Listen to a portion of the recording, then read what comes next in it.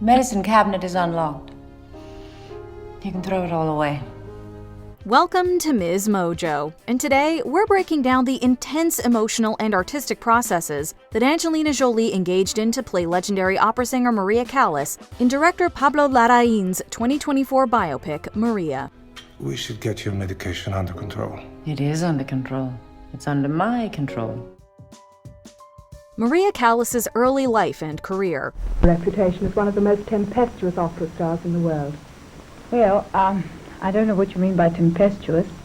There's been lots of talk about it too, and I haven't quite understood what it means. Any so-called diva who came after her owes an enormous debt to her. The woman whom Leonard Bernstein would later refer to as the Bible of opera came from rough beginnings, born in New York City to Greek immigrants who grew to despise each other.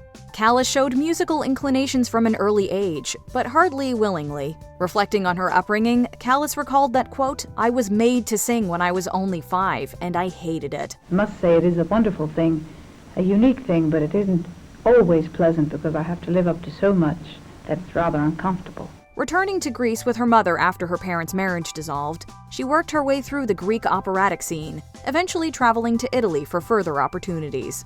Callas established herself as a global icon of opera in 1949 after unexpectedly being cast in I Puritani by renowned conductor and her future mentor, Tullio Serafin. I don't think you would even want an artist, a real artist, that cannot act.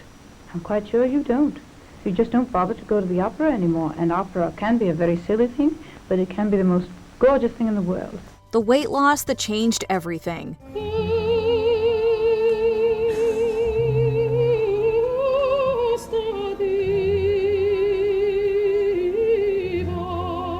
In the early 1950s, Callas grew self-conscious of her weight, as well as the fact that it might have played a role in the part she could be cast in.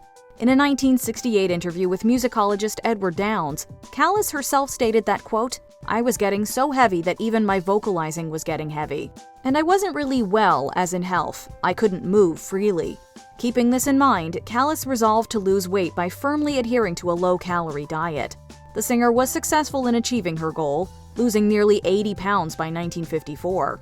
Although wild, baseless rumors persisted as to how Callas lost the weight, it's inarguable that it had an effect on her voice, career, and public image, for better or worse.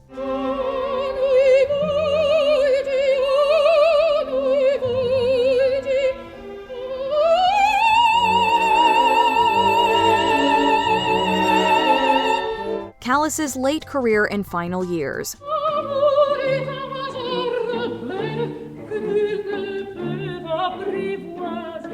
Critics, fellow opera singers, and fans alike are unanimous in their assessment that, over time, but particularly in the mid-1950s, Maria Callas's voice underwent a significant turn for the worse toward the end of her career.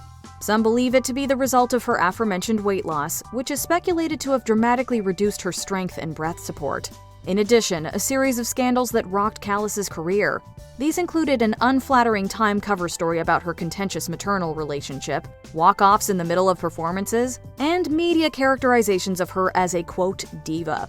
In her final years, Callas pursued an on-again, off-again affair with Greek billionaire Aristotle Onassis and performed infrequently until her death in September 1977, aged 53. Pablo Larraín's iconic 20th Century Women trilogy. Look, of course. Now I know where I am. We used to call him Bertie. I think that's my father's coat he's wearing. Chilean filmmaking auteur Larraín is known for making movies that are primarily about two subjects: Chilean history and famously misunderstood women. These include Jackie, starring Natalie Portman as Jackie Kennedy, later Onassis, and Spencer, with Kristen Stewart as Diana, Princess of Wales. Both performers were Oscar-nominated for their roles. Have you read what they've been writing? Crack and Merriman and all the rest? Yes, I have. Merriman's such a bitter man. Speaking to The Hollywood Reporter ahead of Maria's premiere, Larraín mused that he, quote, never planned to make 3 movies, and that his trilogy is anything but that. In his own words, he describes the films as, quote, an accidental 3 movies that have some form of connection. Larraín closed by commenting that his protagonists are significant for having, quote, basically shaped a big chunk of what we understand of the second half of the last century. Soldier William.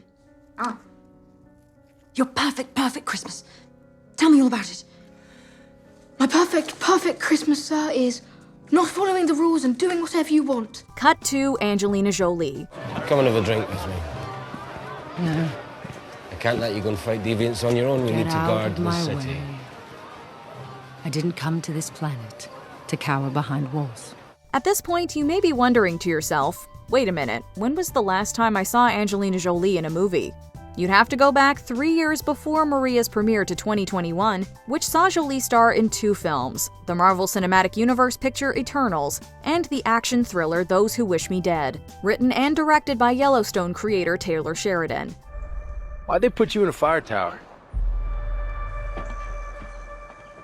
Well, I'm just lucky, I guess. Asked in 2024 about why she had decided to take time off of filmmaking, Jolie responded that she had shifted her focus to not only her well-documented humanitarian work, but also to focus on raising her children, especially in the wake of her widely publicized divorce from fellow actor and Oscar winner Brad Pitt.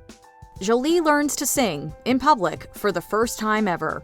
For fans and admirers of Maria Callas, casting Jolie, who herself has admitted that she doesn't consider herself a singer, may have seemed somewhat unusual. What could Jolie bring to the role without being a trained musician? Jolie had gone to theater school in the early years of her career, but after being disparaged by a romantic partner about her singing ability, had led herself to believe that she was simply incapable of performing. Of course, this obviously wasn't the case. A consummate professional, Jolie spent 6 months taking opera classes, then Italian, and even admitted to becoming emotional and crying in her first class due to nerves. Sensitive to this, Larraín started Jolie's live singing off small, quote, in a theater or church in Greece, according to Jolie herself. As the shoot progressed, Jolie's performances grew in scale, ending up at the historic La Scala Opera House in Milan, where Callas herself had performed numerous times. How Jolie was convinced to play Maria Callas. In your journey as Maria Callas, can you talk about how much you related to her? Well, there's a lot I won't say in this room that you probably know or assume. In a wide-ranging and revealing profile for The Hollywood Reporter, Jolie struggled to articulate just how personal and deeply felt the role of Maria Callas was to her, having never discussed it before. Speaking to Rebecca Keegan, Jolie shared that, quote, I'm sure there's a lot that will be read into it of our overlaps as women, but the one that's maybe not the most obvious is I'm not sure how comfortable we both are with being public. And there was a pressure behind the working that wasn't just the joy of the work. Expanding on that, Jolie shared that she connected with Callas's constant fight to live up to the public's expectations of her, as well as those in her inner circle, and how that fighting ripped some of the joy away from her creative process. I think in the way I related to her may be a surprise that probably the part of her that's extremely soft and doesn't have room in the world to be as soft as she truly was. Keegan, noting further parallels between Jolie and Callas, that the Oscar winner has never been one to shy away from going all in.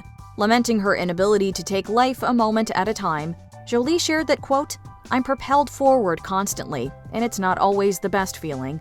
For better or for worse, I'm a very deeply feeling person and kind of a raw nerve. So when I feel something deeply, I jump.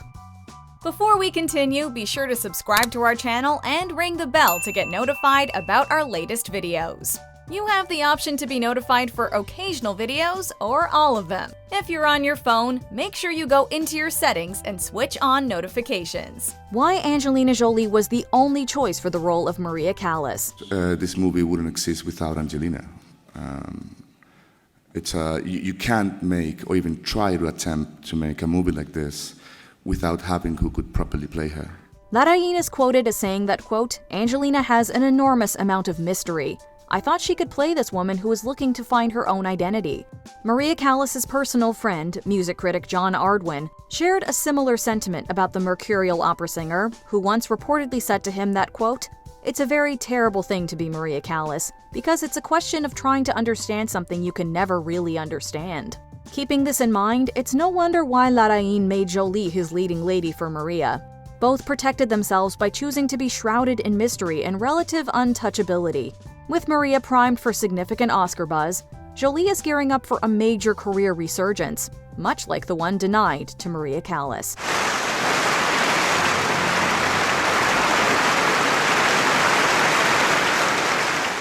Are you looking forward to Pablo Larraín's Maria? Let us know in the comments. When I write my autobiography, I will title it The Day Ferruccio Saved My Life. And what day was that? Every day. Every single day.